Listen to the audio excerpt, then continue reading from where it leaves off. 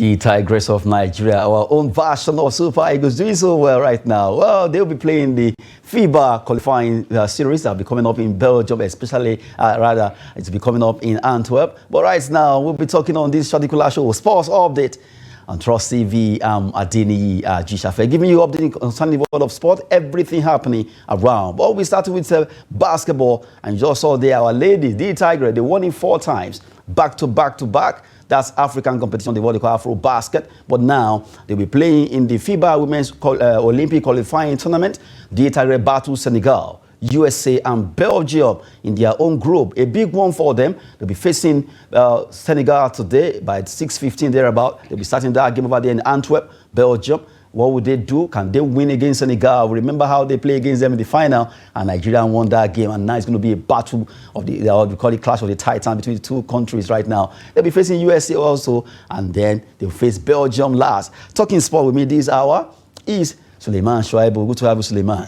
Good to be here. Good to be here. You just saw our ladies there. They will play their first game against Senegal. And we know the arch rivalry between Nigeria, the rivalry between two of us is not from here, like we say in our own parlance. Really, a big match will be coming up by 6:15 p.m. and Nigeria will be facing them. And the Tigress, looking at what they've done so far in this in Afro Basket against Senegal, and now they are coming for this particular opportunity to pick the ticket to the Olympic. Although we know USA is there, Belgium is there, Senegal is there.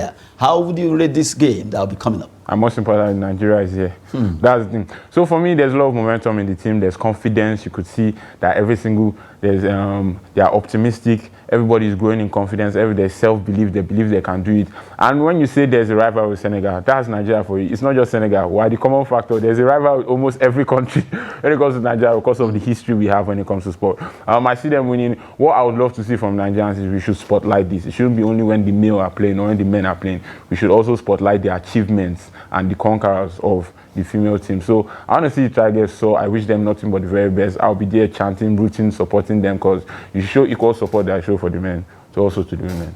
Hopefully, the Tigers will do well in this competition. They face Senegal in the next 1 hour. They should be playing against Senegal. They are coming up in Antwerp, Belgium, and they will also be facing USA. That should be on Friday. On Saturday, they face Belgium in their last group game.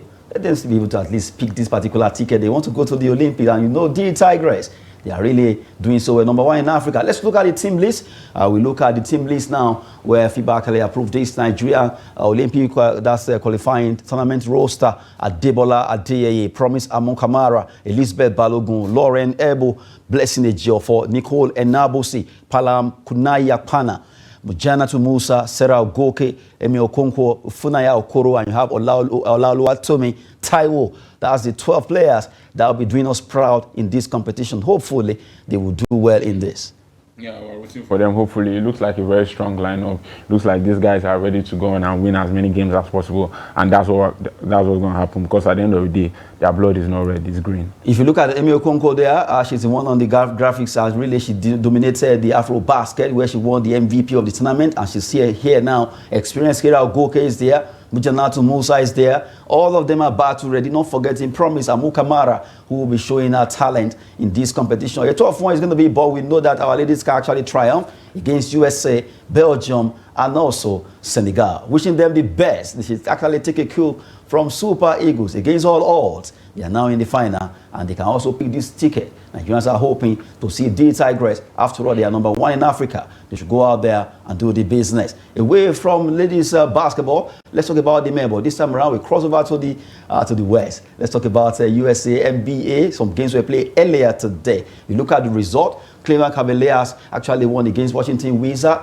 114-106. Charlotte Hornets lost against Toronto Raptors, who actually wrapped it up, 123-117. San Antonio Spurs, they lost against Miami Heat. I guess the Heat was too much, 116-104. Boston Celtic, 125. They defeated Atlanta Hawks, 125-117. While Golden State Warriors expected that, 127, defeating Philadelphia 76ers, 104-127. Joel Embiid, what happened? New Orleans Pelicans, 117. They defeated LA Clippers, who scored 106. Sacramento Kings show why they are Kings, but it was not good enough. They lost against Detroit Pistons by extra 13 points in a game that ended 133 to 120. Suleiman, looking at these games, I'm sure which of them is actually catching your eyes? So everybody that knows me knows that I'm a huge Steph Curry fan, and I support the Golden State Warriors. Steph Curry had a very bad shooting night. He only scored 9 points after playing 25 minutes. That's very unlike Steph Curry, because we know this guy drops 50 easily. He gives you 50 points. So, but I don't know, what matters is a team sport. It's not about Steph Curry. It's about Golden State Warriors. They're able to win 127 to 104 Philadelphia 76ers. Philadelphia 76ers, they are still missing the impact of Joel Embiid. We know that he's been out through injury, but hopefully he comes back and they kickstarts their season. Boston Celtics, Atlanta Hawks. Obviously, Jason Tatum, one of the best players in the NBA, a superstar in the league. He stepped up, he dropped in very good buckets, he led the team, he set the momentum, he set the pace, and led by example. So yeah, it was a very good night for Boston Celtics, 125 to 117. And then LA Clippers, we know that they've had a resurgence with Russell Westbrook, with Kawhi Leonard, and with James Harden. We've seen how well they've been able to create a unity and created a harmony in that team. We've seen how well they've worked together, they've gelled together, they've marinated as a very good team, but they were not able to overcome the New Orleans Pelicans due to one or two reasons. But it was also a very good night for them. Russell Westbrook had a very good shooting game, but it wasn't enough to give his team the victory. So overall, NBA results, they're very interesting scorelines, and I'm looking forward to the next set of matches.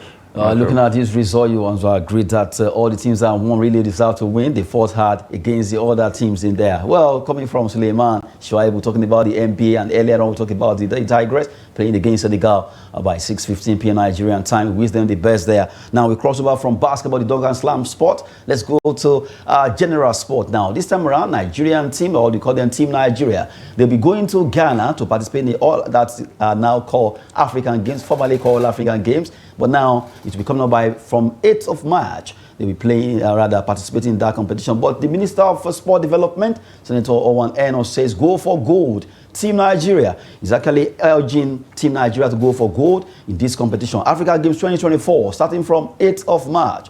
Team Nigeria already camping in different locations in Nigeria. We have to look at those campsites. African Games, we look at all the teams where they actually hide, camping for this competition. African Games 2024, where they are camping. Let's look at the teams now. Abuja camp, we have athletics, arm wrestling, badminton, basketball, football, hockey, rugby, swimming, taekwondo, tennis, weightlifting, and volleyball are all camped in Abuja. In Lagos, we have beach volleyball, cricket, handball, table tennis, mixed martial arts, triathlon. In Lagos, Ibadan camp, we have boxing, chess, Scrabble, judo, and karate. While in Bayelsa State, we have wrestling, the wrestlers are camped there. In Gombe, we have the cycling also camped there. Well, the cyclists rather. Well, that's it right now. Looking at the 5 different camp locations in Nigeria, and they are about to ready to move to Ghana from this camp. You look at this, it seems Nigeria wants to really get it right when it comes to sport. We know football always take the large chunk of the recognition, but this time around, it seems we discovered that really not everyone can actually do soccer or football. You can see this sport now: athletics, karate, triathlon, judo, Scrabble. These are athletes who are not into soccer, and they will be representing Nigeria in Ghana. The minister is saying, go for gold. Go out there and prove to them that you can do it. No, obviously it's imperative that every country has versatility when it comes to sport. Even me personally, the only reason I'm not there is because of my right hand has been dislocated. If it wasn't dislocated, I'll be in one of those camps, not just football, but athletics and all that stuff. But at the end of the day, what should you go for if not gold? My mom always used to say that, aim for the sky so that when you fall on the tree. If you aim for the tree, when you fall on the ground. So yeah, it's better to go for gold. I believe that they can achieve gold. At the end of the day, as much as it's a physical game, your mindset also plays a crucial role, how determined you are to win it. And let's see what they can do. At the end of the day, what matters most is that when they win it, I'm not saying if, listen to what I'm saying when they win it, they should get the recognition and attention that they duly deserve, because they've worked hard, they've put in effort, they've put in energy, and their investment should be repaid back by the country, but at least honoring their achievements. By settling them, because their welfare is paramount. If you check it, most of these athletes are gonna do, maybe things are changing We've seen where most of them don't have what it takes to go for events, and they'll be looking for money here and there. But now it seems everything is changing as they'll be going to Ghana for everything this competition. Is improving. It's improving. Well, we hope that Team Nigeria will actually go for gold there in all those sports that they'll be competing. Right now, they are camping Lagos, Abuja, Bayelsa, not forgetting Gombe. The cyclists out there are using that terrain to train for cycling. We wish them the best as they prosecute all the games that they participate over there in Ghana, starting from 8th of March. Well, just a couple of, by the next 1 month, they should be in Ghana concerning the African Games 2024. Away from all the sport, let's cross over to football. This time around, we know that Eagles, they qualified for final of AFCON 2023, and they will be playing against Cote d'Ivoire, the host nation. But the man at the end of affairs, called Peseiro, right now is already talking that we want to win this tournament, coming from Coach Peseiro right now. We want to win this tournament, not just to be there, but we want to scoop it. Can they do it? Peseiro is talking. Yeah, what pushes us forward the most is that we want to win, but other African teams don't want to see us win. So at least that should play a role, because the love makes you strong, the hate makes you unbeatable. That's what a lot of people say. I believe we can win the tournament. It's going to be a replica of what happened in group stage. We are going to beat Ivory Coast 1-0 again. Although I want more than 1-0, because I'm envisioning maybe a Victor Osimhen hat-trick or something similar to that. But I think we can win it. We have the mindset, we have the players. My only complaint about this team right now is that I want to see more urgency from the fullbacks. You are losing a game, you are trailing a game. I want to see that energy, I want to see that dedication. Run forward. As a fullback, you've already made that sacrifice that you are going to overlap and come back and defend. So I want to see them show dedication towards that cause. That's my issue with the fullbacks. And in the midfield, it will be sometimes a problem for us, because I want to see Iwobi drop diagonals. I want to see him play those quick 1-2 passes. I want to see him make better decisions and show better composure when he's on the ball. I've rarely seen that from him, and it has gone under the radar because people are more fixated on the performances of Trust Ekong, Osimhen, Nwabali.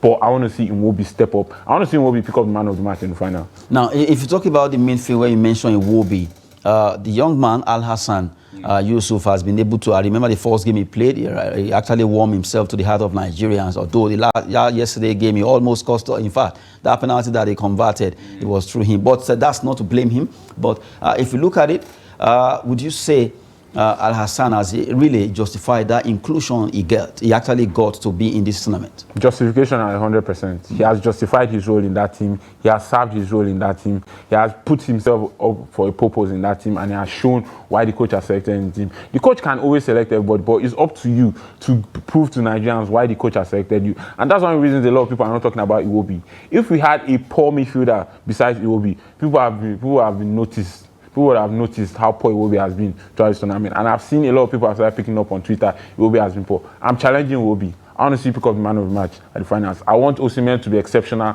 I want Trust Ekong to be exceptional. I want every single player to be exceptional. But I want to see Iwobi stand tall. Because when I'm looking at the levels they play at, only Osimhen plays at the higher level than Iwobi. Iwobi plays for Fulham in the Premier League, and he's one of the highest earners. So I want to see Iwobi step up and be a mantle in that midfield in the team.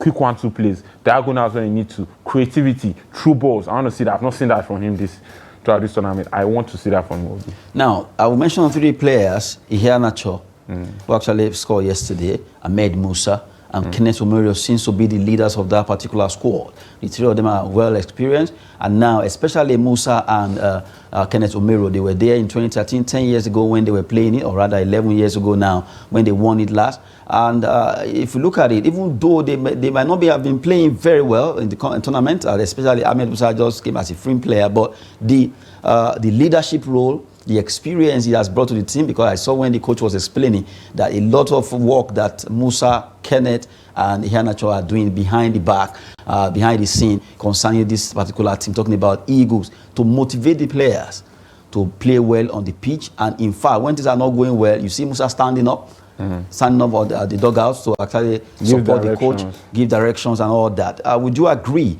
that really the effect of Musa behind the scene is really having a toll on the team? People like to undermine the relevance of experienced players in football. And mentally, you need that push from the experienced players to tell you when things are going wrong. When you're a star player, sometimes you can't see your faults, you can't see your errors, but you need somebody who has been there before in that same position as a star that you are to tell you that you are wrong at this. You need to improve on this. When Jose Mourinho signed for Real Madrid, the first thing he told Raul that, look, you are not going to be a regular in this team, but I want you to be in the team and I want you to motivate these young players.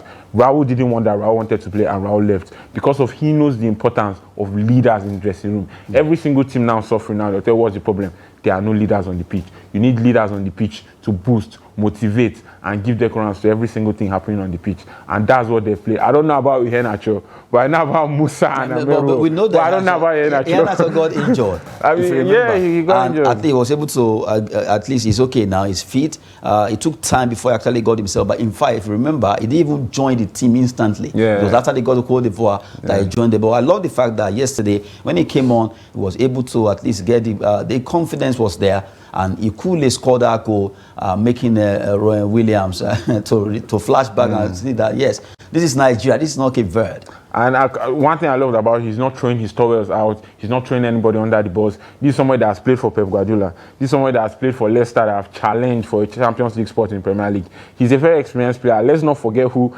Iheanacho is. But he's very, very much satisfied, fulfilled, and content with a minimal role on the bench. And that's what makes a great team. The fact that he understands that I'm not going to be a regular. I'm not going to have as many minutes as other players that I feel I'm better than. But at least I'm going to start side on the bench. It's not about me. It's about the Super Eagles. That's the most important thing. If you have players with that kind of mentality, what exactly is going to stop you from striving? Nothing. If you had to be the coach of Eagles right now, what would you do in between that match between Nigeria versus Cote d'Ivoire that would be different from others that you have actually coached? The most important thing for me is that, like I said, I want to see more urgency from the fullbacks.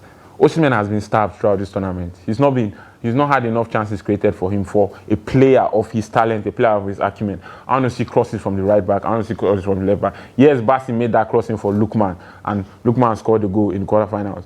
But I want to see more from Bassi. I want to see more from the right back. And even from Truce Ekong.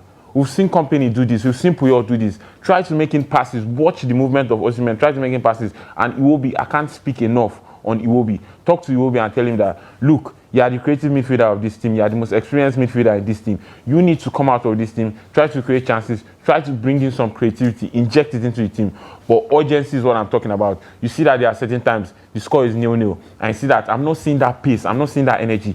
Show more urgency in this team. Run more. Fight more. Show more desire to win.